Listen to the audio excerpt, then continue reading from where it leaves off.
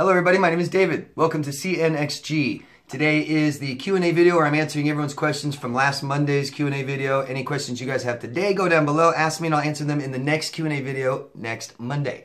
I want to welcome all new subscribers. Welcome everybody. This is the question and answer video. So any questions you guys have, please just go down below and ask me and I'll answer them in the next video, okay? I want to say I love seeing everyone reach out to each other. Last Q&A video, I kind of mentioned that Corey was going through some hard times and had no support. I kind of asked if you guys maybe reach out, and everybody, man, just kind of, so many people reached out to Corey. And, you know, we can't fix everyone's problems. They have to do it themselves, but the support is everything. The fact somebody reaches out and gets support is just, I mean, they have such an increased chance of recovering and healing and being happy and thriving. It is just the biggest difference ever. So it was just beautiful to see that down in the comment section. Thank you everyone for being so kind. And it feels good, doesn't it? It just feels good to do that for people. So it's rewarding on both ends. Great to see. Thank you everyone. Locations, when you guys ask me questions, please give your locations.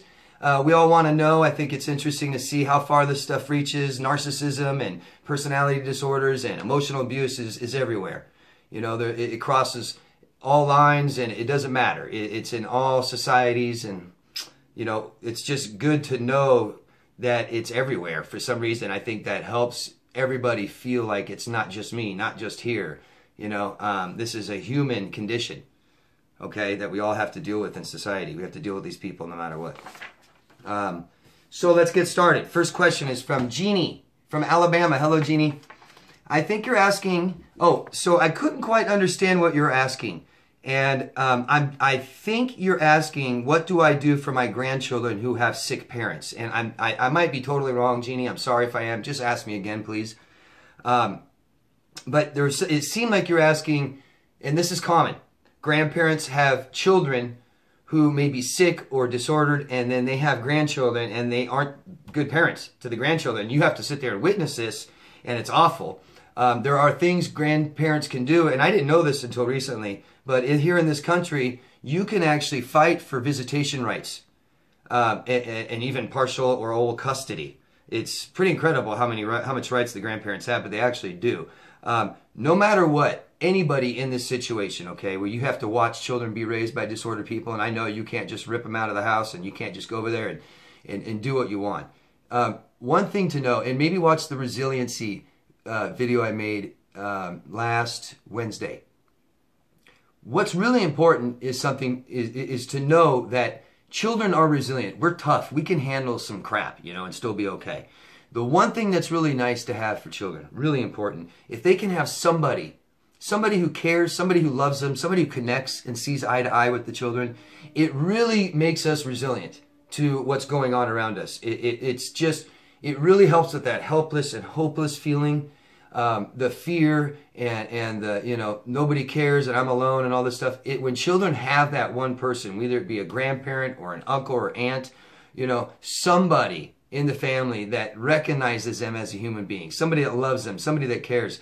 If they have caretakers that don't, that are just emotionally neglectful, it's great when a child has it. So Jeannie, no matter what, just be strong for the children. Be there as much as you can for the children. They should be okay. Okay, I know it seems frustrating and helpless, but, you know, do what you can, and that's all you can do.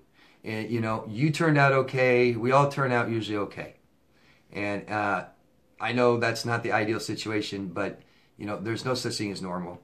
Children have to endure things, and it makes us tougher. It makes us smarter and wiser and healthier, and usually, unless it's massive and too much. But, you know, these are things that you keep an eye on and you monitor. And if the police need to be involved, you call the police. If a lawyer needs to be involved and you need to get involved in the court system, stuff like that, the children should be in therapy. You know, children like this should always have some kind of therapist there, talking to them, helping them process things, someone that the children can talk to if they can't talk to their caretakers, all these things, okay? You'll be okay. They'll be okay. Thanks, Jeannie. And again, if I got it all wrong, just ask me again, okay? Thank you. Laura from Poland. Hello, Laura. Does every victim suffer from PTSD after narc abuse? No. And it's CPTSD, not PTSD. And how to tell the difference between PTSD and depression? Well, depression is a symptom, and you'll have depression if you have CPTSD. that those just go hand in hand. Depression is thinking about the past. It's things you haven't processed correctly, problems, you feel uncomfortable, you feel bad, it's traumatic. So, you know, I can't say that there's a difference between CPTSD or PTSD and depression, because depression is a symptom of that. If you have CPTSD, you're going to have depression. At some point, at some level, you're just going to have depression. So you want to know, what if I'm just depressed and I don't have CPTSD? Well, the ideal thing to do is to look at the symptoms of CPTSD. Do those fit you in your life? Because CPTSD isn't just the traumatic event. It's the reason you got into the relationship with someone like that. Okay? And then that traumatic event triggered the childhood trauma, and it all ties together. Okay? It all ties together. You're going to have depression if you suffer from CPTSD. Look, watch my other videos about CPTSD. I have a whole playlist, you guys. Healing CPTSD. This will give you reasons to know if you are suffering. You know, are you a candidate for this? Were you emotionally neglected as a child? Okay, hope that helps. Nikos from Zurich, Switzerland. Hello, Nikos. Could you give me more examples of what unstable sense of self in the psychotic sense would be? Well, Nikos, and I saw you also discussed a little bit about dissociating and stuff like this, and that's a big reason why people that have borderline, if they dissociate, they feel unstable, a poor sense of self, fragmented in pieces. What happens is when they dissociate, the sympathetic nervous system comes offline and you are detached. You kind of don't even know how you feel. And that's why a lot of borderlines cut. It's to bring them back online. That's why they go in rage. Because anger is such a strong emotion. It can make you feel whole again if you don't feel whole. So how they react to trauma, you know, and it can be the slightest things, would be to dissociate. And when that nervous system is offline, you don't even feel your body. You could feel outside of your body. So if you feel like you're outside of your body, you don't feel whole. Okay, I hope that makes sense. Now, you said in the psychotic sense, you know, when they, you know, borderline means borderline psychotic. They slip into psychosis. So this is when they hallucinate. This is when they have, you know, thinking that doesn't make sense, you know. So they think, you know, they call it magical thinking and stuff like this. You know, if you're to look out the window and it looks like a cartoon outside, not real, like you don't feel real, and you'll hear borderlines. I don't feel like myself right now. I don't know who I am. I don't feel whole. I don't, you know, I feel like I'm in a movie. Things aren't, you know, things like this. You can't feel whole. It's just like if you ask a borderline who they are, you know, there's so much to this. My next CPTS video is on emotional neglect. And when you're a product of emotional neglect, you are left wondering, if you are emotionally neglected growing up, then you are not in touch with your feelings, period. You have learned how to shove those feelings down, not pay attention to them. A lot of people who are emotionally neglected throughout their life don't even know how they feel sometimes. Sometimes we even feel like, you know, we don't know who we are sometimes. It's a normal product of emotional neglect. We constantly worry about what we look like to others. These are all symptoms of this. So it makes you feel like you're not whole. You don't know who you are sometimes. So you have that psychotic slip into psychosis, you know, and then you have, you know, nervous systems offline, not attached to your body. You don't feel whole. There's so much going on to this, right? I hope that helps. Thank you. Jay Strada from Portland, Oregon. Hello. I had to go, no contact with my sister-in-law. Now her child is contacting me on Facebook. Do you think this is a Hoover technique? I wouldn't know, but it is. It's amazing how disordered people use their children to do their dirty work. I know sociopaths and borderlines that use their children to go steal for them, to go lie for them, to do all these nasty things for them. To go hoover someone, yeah, totally. It could be, for sure. That's something they do. You know, whenever you're faced in a situation like that, don't feel like you owe the child something. You know, if it's bad and unhealthy and you can't handle it, and their mother is going to come at you if you contact it, or if you reply, then you can't reply. I know it's a sad situation, but if you can be there for that child a little bit, if you can handle the wrath of the parents, you know, then be there for them a little bit. That's a personal choice, personal decision. But yes, that is something they do. They use their children. Nice, huh? David from Pennsylvania. Hello, David. Did you seek out professional help with your own relationship? Well, I didn't seek... Well, yeah, I did. Actually, I went to counseling when I was in this toxic relationship with my ex years ago. I tried to get us help counseling together to work it out. That didn't last. She wouldn't keep going. I tried to get her help. She wouldn't keep going. After the relationship, I sought out help, and the therapist didn't know what was going on or how to handle it, and I eventually got some better help. Yes. Number 2, second question from David. And even if one is well, how do you resist the charm of the narcissist in the beginning? Well, David, that is about us, not them. So people can be charming as they want. It's about who falls for it. Why are you falling for their charm? Because not everybody does, you know. And it's basically, wouldn't it be kind of like we're missing something and they're promising something? If we didn't get enough love as a child and they're promising that love that we need, subconsciously we might go, oh, you know, react to that, right? That's kind of what I think. I don't know. But thanks, Mark. Or thank you. And Mark, don't know where you're from, but hello, Mark. I blocked my ex on all social media and mobile. She has now opened new accounts, got a new phone number. Is this sign of hoovering to come? And is on the prowl for supply? I would guess, yeah. I mean, I wouldn't know, obviously, what she's going to do or what she's thinking or why, but yeah, if she hasn't had a phone and hasn't been on social media, hasn't had access to computers or whatever this whole time you've been blocked or away from her, and now, boom, she's getting a phone number, social media accounts. Yeah, I would expect a hoover. And I tell everyone, always expect a hoover, because 99% of the time, they always hoover. It's just a matter of when. Best thing to do, I say this to everybody, plan on it. First of all, if they hoover, what do you want to come of it? Do you want something out of it? Usually you should say no. I don't want anything. I don't want to talk to them. I don't want to respond. I don't want to see them. I don't want to reply. I don't want a conversation. I don't want anything. Then you do nothing.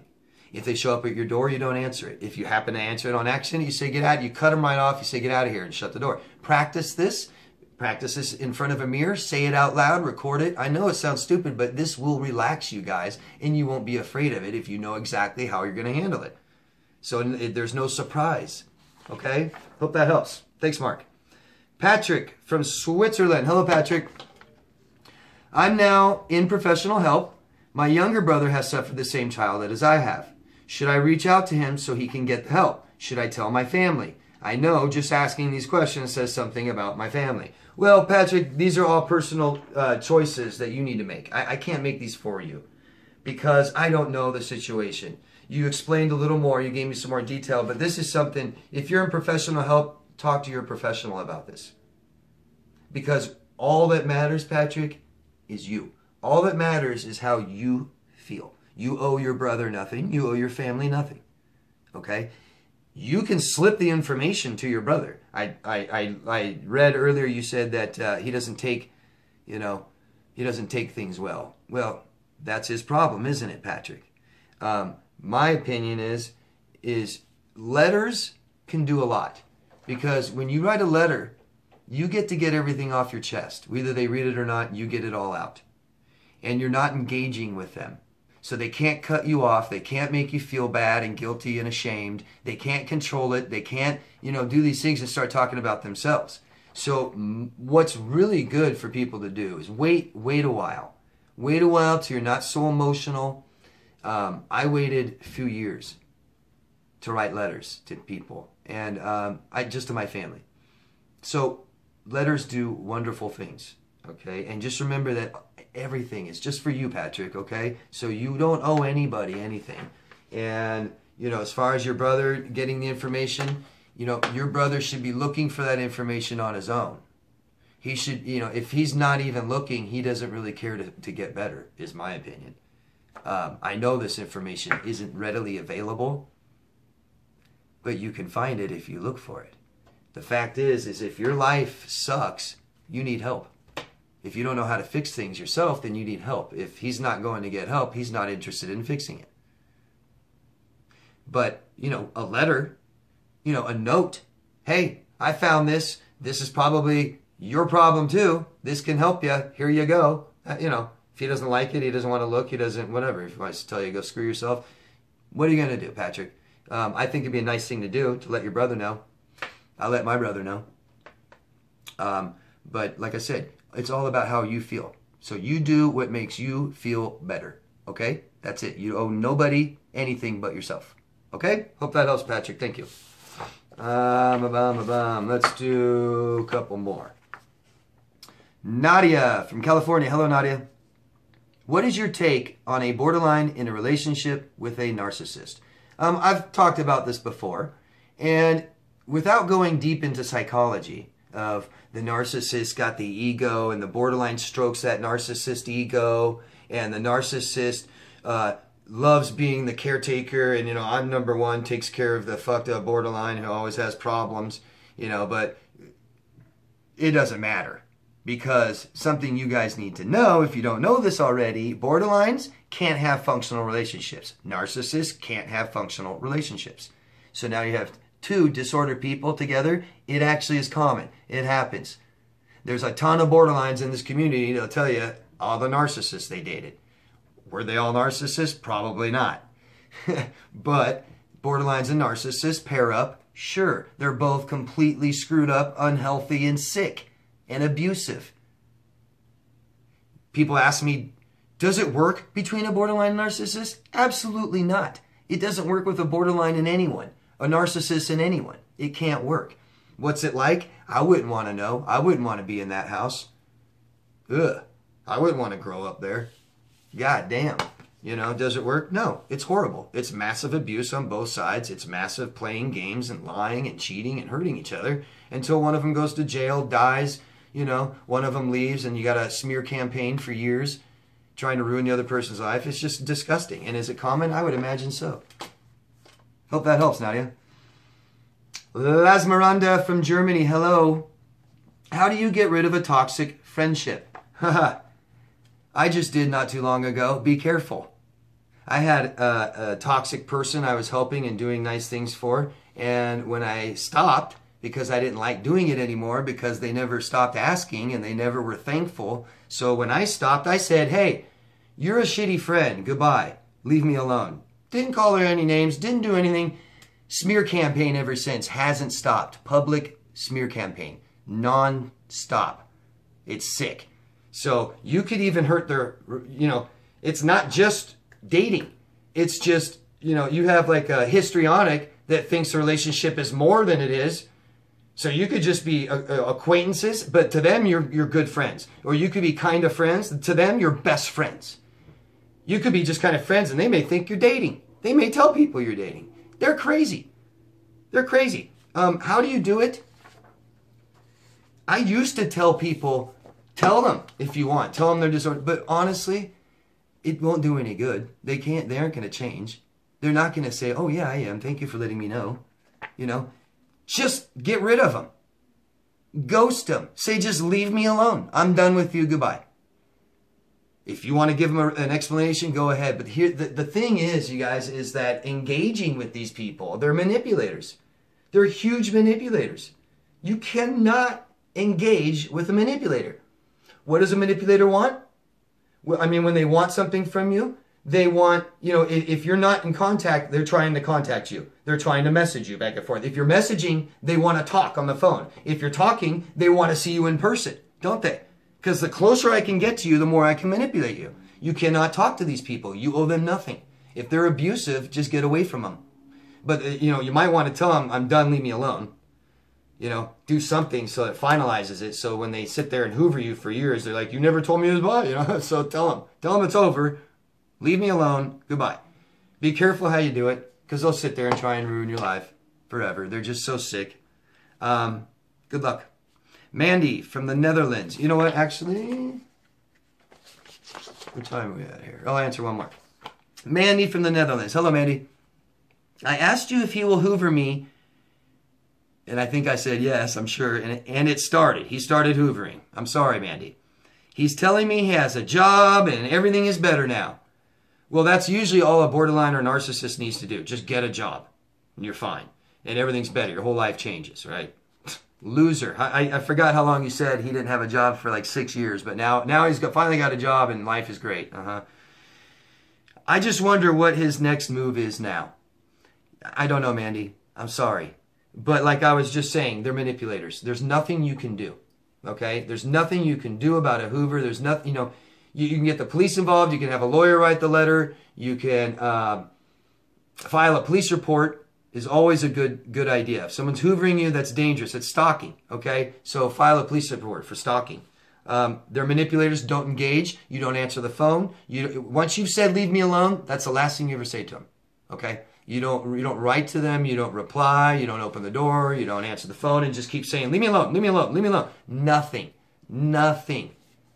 And usually it always stops eventually, okay? A lot of times we don't realize we're giving them something. Okay, it could be just answering the phone, answering the door, right? You know, emailing back. Why do you keep doing this? I told you to leave me alone. You think you're not giving them anything, but they're getting something. You know. Okay. Good luck. And I will stop here and wait for part 2.